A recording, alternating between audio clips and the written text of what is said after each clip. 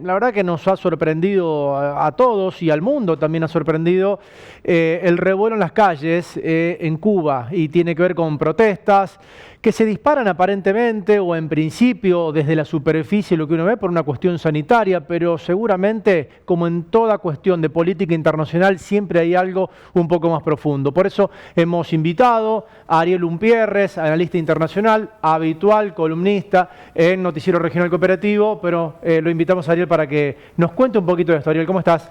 ¿Qué tal? Buenos días. Sí, como decís, hay un viejo profesor y compañero después de trabajo mío siempre me decía, en geopolítica no hay coincidencias. Las cosas no pasan por casualidad. No pasan porque sí. No pasan porque sí. Y lo que ha pasado efectivamente en Cuba, fue el domingo pasado en realidad, que se fue armando desde el jueves de la semana anterior, fue que en la provincia de La Matanzas, allí en el norte, en el oeste de la isla, en un hospital específicamente empezaron a aparecer datos de muertes por COVID muy altas para Cuba. Es decir, 30 personas murieron. Recordemos que Cuba tiene uno de los menores índices de mortandad por COVID del mundo. En el caso de América Latina está lejísimo por debajo de todo el resto de los países. En total algo así como 1.500 muertes. No obstante, siempre hablar de Cuba es un problema. Para quienes nos ocupamos de política internacional, es como hablar de Israel. Siempre hay demasiadas pasiones puestas allí. Están los que están a favor y defienden cualquier cosa, y quienes están en contra que se quejan de cualquier cosa. En el caso de Cuba pasa esto y siempre es difícil. No obstante, lo que sí pasó es que hubo un salto en la cantidad de muertes por COVID, y esto hizo que las redes sociales estallaran. Pero claro, como se demostró y como lo viene demostrando el técnico en informática español Joaquín Macías, pasaron cosas curiosas en las redes sociales, sobre todo en Twitter, que en un segundo la misma cuenta lanzara 1.500 tweets en un segundo, cosa que es humanamente imposible. Con un contenido opositor al régimen de los Castro, al régimen cubano, llamando a la protesta, llamando el SOS Cuba, diciendo que había un colapso sanitario en Cuba, que había un desastre sanitario en Cuba, llamando a las movilizaciones, y explotaron las redes sociales, sobre todo cuando algunos artistas conocidos, sobre todo cubanos o caribeños, radicados en Miami principalmente, pusieron en sus cuentas de Twitter, sobre todo en Twitter y algunas en Facebook, SOS Cuba. No decían nada, simplemente ponían el hash.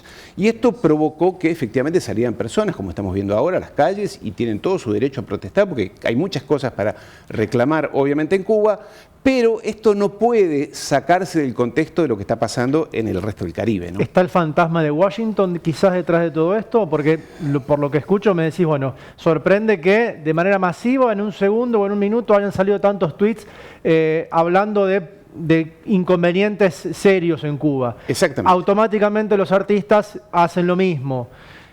¿Está el fantasma de Estados Unidos atrás? Mirá, están pasando cosas curiosas en el Caribe, por eso pusimos como titular allí una tormenta perfecta en el Caribe. Está pasando que la semana pasada mataron de una manera curiosísima y sangrienta, obviamente, al presidente de Haití, que está al lado de Cuba.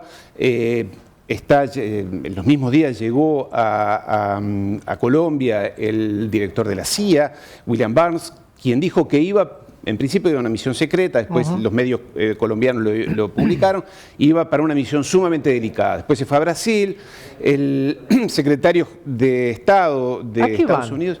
¿A qué van? ¿A qué va el titular de la CIA a Colombia y a Brasil? Colombia es el hijo preferido, es el alumno perfecto de Estados Unidos en Latinoamérica, hace todo lo que Estados Unidos le indica, y Estados Unidos tiene 8 bases militares allí.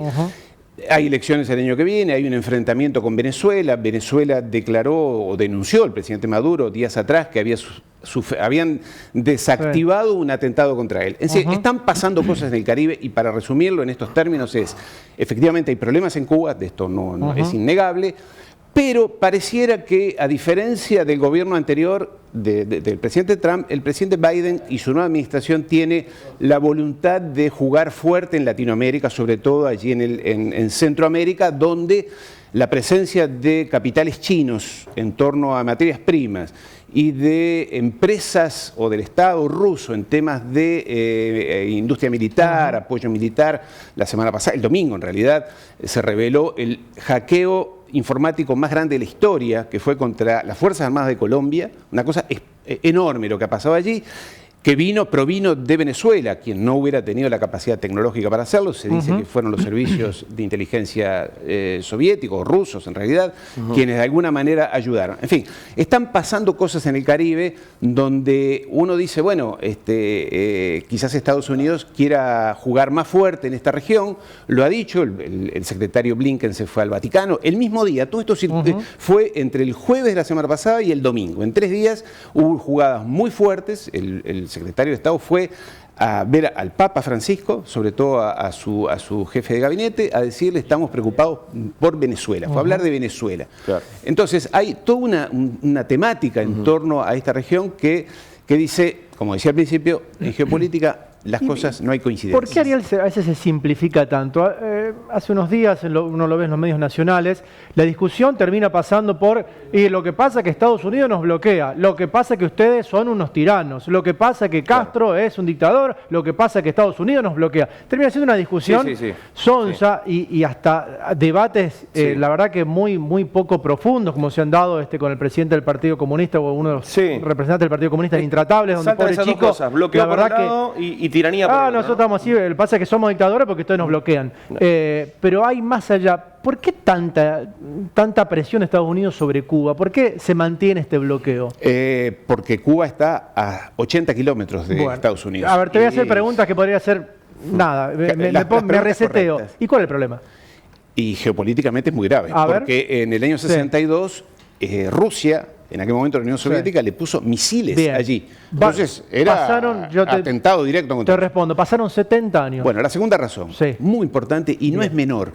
El exilio de cubanos o la cantidad de cubanos radicados en Miami, yo viví muchos años en Miami, y los cubanos en Miami son divinos, son gente maravillosa. Ahora les decís Cuba y salen como unas arañas a decirte que matar a Castro, tienen que invadir, que es lo que se está diciendo ahora en las redes sociales, que Estados Unidos invada, empezó con un tema de la pandemia y ahora ya se pide la invasión militar. La invasión militar.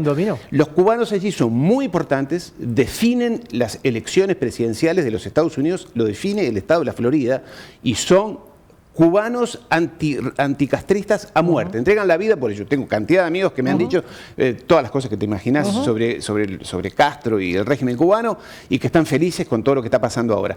Entonces, eso es un lobby de presión dentro de los Estados Unidos enorme. Político que diga, concretamente yo participé en la reelección de Obama en el 2012. Obama y su equipo estaban por distender las relaciones con Cuba, pero los asistentes, los asesores de imagen y de encuestas le decían, ni se te ocurra hablar de esto, porque todo el sector cubano, muy derechista, latino te diría, del estado de la Florida, te va a saltar a la garganta a decirte que no, con Cuba nada, todo en contra. Entonces hay una urticaria tan fuerte contra ese país. Por eso decía al principio, hablar de Cuba y hablar de Israel es ir a las pasiones, directamente. Ariel, ¿por qué nunca, por ejemplo, directamente, porque ha intervenido en tantos países, Estados Unidos, militarmente hablando, les alcanza con el bloqueo, estando tan cerca, ¿por qué no hubo nunca una injerencia militar como nos tiene acostumbrado Estados Unidos? ¿Hay alguna respuesta para eso, Bueno, sí, acordate que hubo la invasión a la Bahía de los Cochinos. Claro, sí, pero de allí en más, de aquellos sucesos, nunca les alcanza con el bloqueo directamente como para controlar la situación. ¿Cómo es la...? Lo que pasa con Cuba es que, primero, tiene un servicio de inteligencia, uno de los mejores del mundo. Con el ruso son los mejores servicios de inteligencia. A Fidel lo intentaron matar, hay documentación fehaciente, 38 veces. 38 veces. Hay permanentemente, digamos, lo que ellos llaman los gusanos, que son los cubanos radicados allí en Estados Unidos, que están intentando de todas maneras hacer presión. Hoy Cuba es invadir, no se puede invadir Cuba, ya sería de alguna manera hay una presión para ver si pasa algo parecido a lo que pide Guaidó en el caso de Venezuela, pero son países que difícilmente serían invadidos. Sería ilegítimo también. Sí, por supuesto. También que la legitimidad en Estados Unidos se mira por otro lado. Teniendo en cuenta la cultura militar.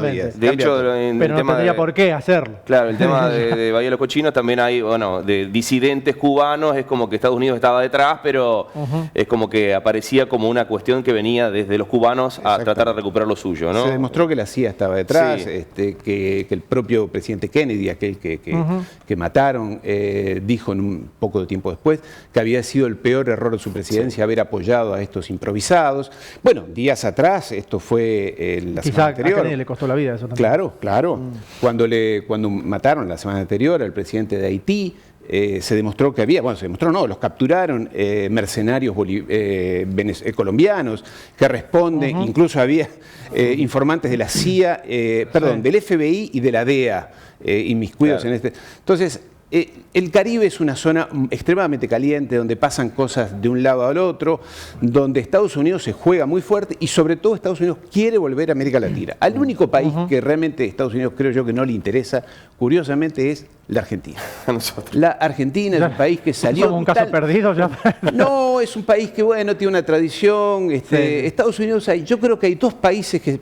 conozco bastante bien la política norteamericana. Creo que hay dos países que el Departamento de Estado de alguna manera respetan y lo consideran, no sé muy bien por qué, y son Francia y Argentina. Con Francia, Estados Unidos tiene una relación afectiva y con la Argentina también. No así con Brasil. Con Brasil tiene una relación muy conflictiva desde toda la vida y el Departamento de Estado se inmiscuye, pelean, un gobierno o el otro, no importa quién sea el partido que gobierna. No es el caso de Argentina, afortunadamente. Ariel, queremos compartir, y Cami te quiero sumar también a esto, porque bueno, en las redes sociales, artistas, personas famosas, reconocidas, que tienen también, no es inocente esta intervención, también saben el poder que tienen en sus redes sociales, se manifestaron en esta polémica, ¿no? Así es, Ariel recién hablaba de lo que es, bueno, las redes sociales y lo que sucedió, y lo cierto es que los famosos no se hicieron ajenos a esta situación y hablaron, tuitearon y también sacaron muchísimos videos en vivo hablando y manifestando el SOS a favor de Cuba, digamos. Tenemos ¿lo podemos ver? El tape. Quiero expresar toda mi solidaridad al pueblo cubano que el día de hoy, domingo 11 de julio, está tomando las calles por toda Cuba para protestar y pedir el fin a la dictadura. Estamos todo el mundo con los ojos puestos en Cuba. SOS Cuba.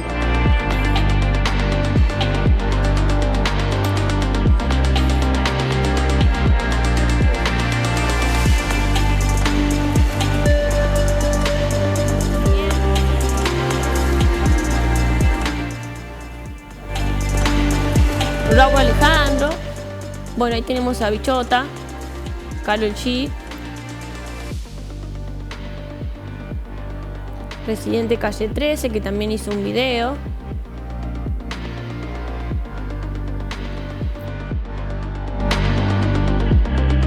El pueblo ha aguantado demasiado.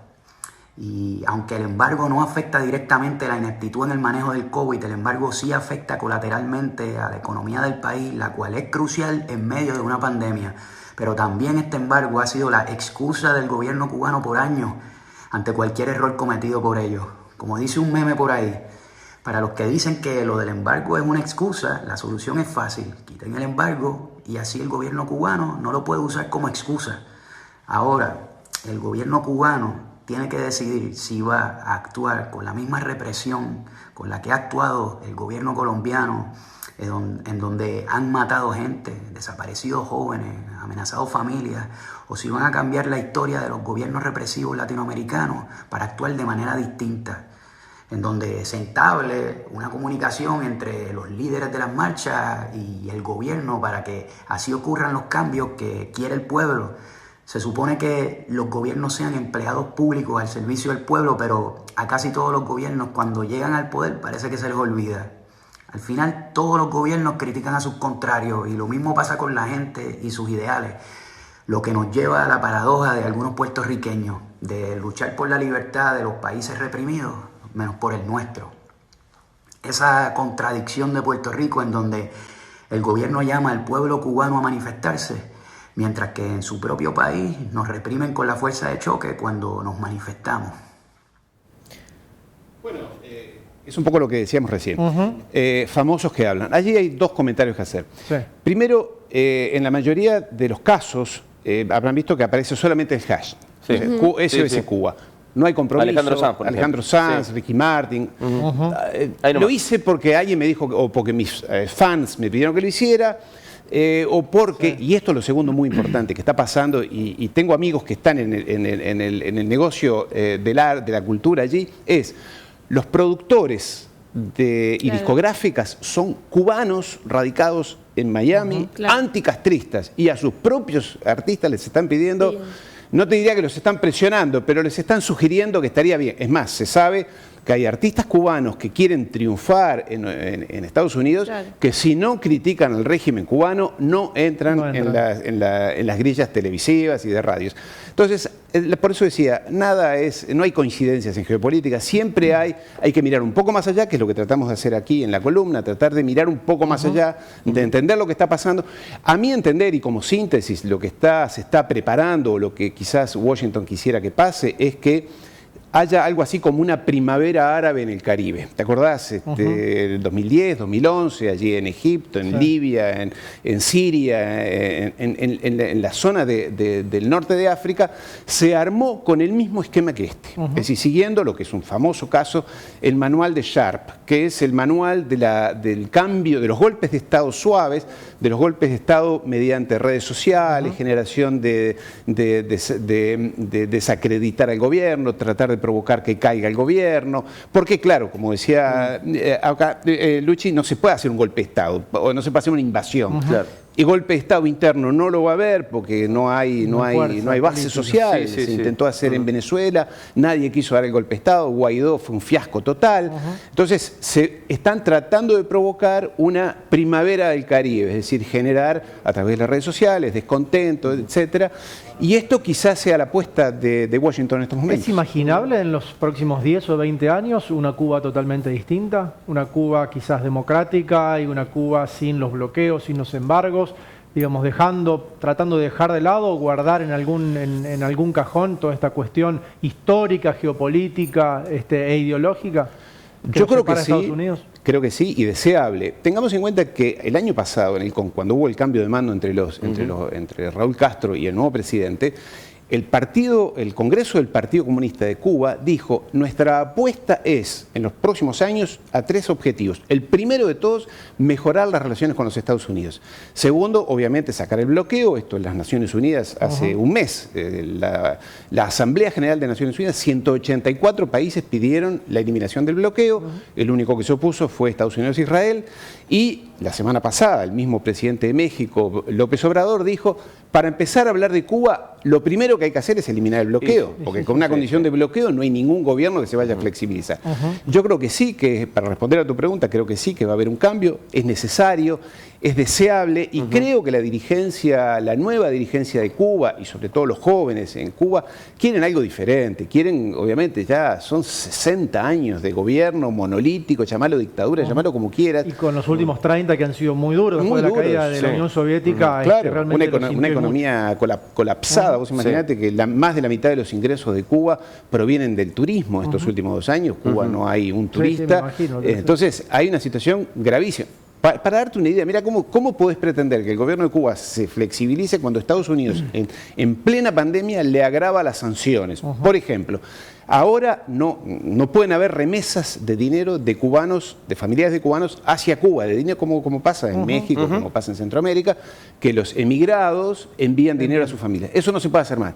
Esto le ha provocado un 10% de caída del PIB. Claro, las familias cubanas reciben $100, $150 de sus familiares radicados en Estados Unidos y con eso viven.